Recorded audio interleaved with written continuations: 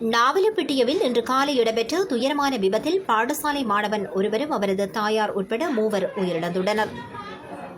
மாப்பகந்த பகுதியிலிருந்து நாவலப்பிட்டியை நோக்கி பயணித்துக் கொண்டிருந்த முச்சக்கர வண்டி மீது வீதியோரத்திலிருந்து பெரிய ஜுக்கலிப்டஸ் மரம் ஒன்று திடீரென முறிந்து விழுந்ததே இந்த அனர்த்தத்திற்கு காரணமாகியுள்ளது. இன்று காலை சுமார் 6:45 மணியளவில் இடம்பெற்ற இந்த விபத்தில் ஒரு பாடசாலை மாணவன், அவரது தாய் மற்றும் மற்றொரு பெண் ஆகியோர் சம்பவ இடத்திலேயே உயிரிழந்ததாக போலீசார் தெரிவித்தனர். எனினும் முச்சக்கர வண்டியின் சாரதி அதிர்ஷ்டவசமாக உயிர் தப்பியுள்ளார். சம்பவத்தை தொடர்ந்து நாவலப்பிட்டிய போலீசார் மற்றும் பிரதேச மக்கள் இணைந்து மீட்புப் பணிகளில் ஈடுபட்டு மரத்திற்குள் சிக்கியிருந்த 3 சடலங்களையும் மீட்டு நாவலப்பிட்டிய மாவட்ட பொது வைத்தியசாலைக்கு அனுப்பி வைத்துள்ளனர்.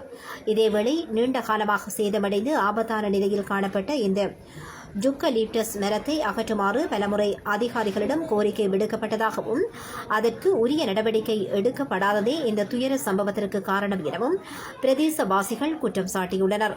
இந்த விபத்து தொடர்பான மேலதிக விசாரணைகளை நாவலப்பிட்டிய போலீசார் மேற்கொண்டு வருகின்றனர்.